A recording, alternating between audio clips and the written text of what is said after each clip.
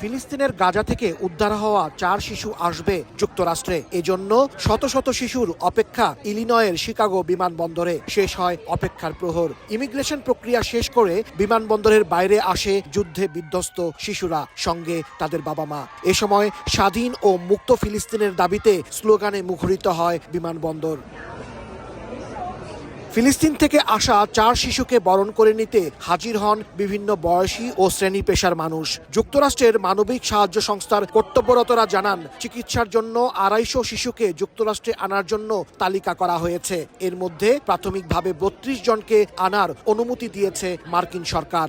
বাচ্চাদের যে চিকিৎসার দরকার, এই চিকিৎসাটা ক্রিটিক্যালি তারা খুব ইল এবং তাদের চিকিৎসা আশেপাশে সম্ভব নয় বলেই এই প্রক্রিয়াটা তাদেরকে যুক্তরাষ্ট্রে আনা সম্ভব হয়েছে। তো এই প্রক্রিয়াটার মধ্যে আন্তর্জাতিক বিভিন্ন সংস্থা আছে, তারা আমাদেরকে হেল্প করেছে বাচ্চাদেরকে 4-5 দিন আগে গাজা থেকে আম্মানে নিয়ে আসার জন্য। আম্মানে নিয়ে আসার পর তারপর স্টেট ডিপার্টমেন্ট আমাদেরকে অ্যাপ্রুভ করেছিল আর আগে থেকেই।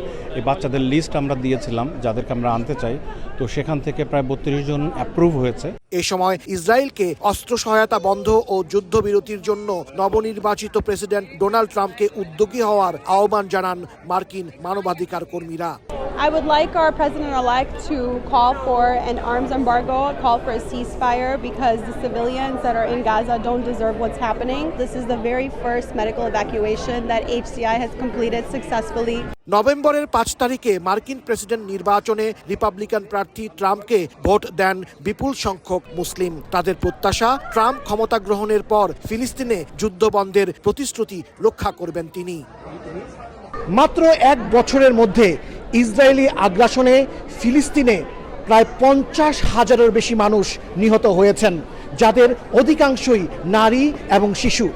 সেই সব হাজারো শিশুদের মধ্যে মাত্র 4 জন অসুস্থ শিশুকে যুক্তরাষ্ট্র সরকার বিভিন্ন এনজিওর মাধ্যমে এই যুক্তরাষ্ট্রে নিয়ে এসেছে এবং তাদেরকে বরণ করে নিতে শত শত শিশুরা এই বিমানবন্দরে এসে উপস্থিত হয়েছেন হাজারো মানুষ। তাদের এখন একটাই দাবি, দ্রুত যুদ্ধ বন্ধ হোক। হাসানুজ্জামান সাকি, সময় সংবাদ, ওয়াহারে আন্তর্জাতিক বিমানবন্দর, শিকাগো, ইলিনয়।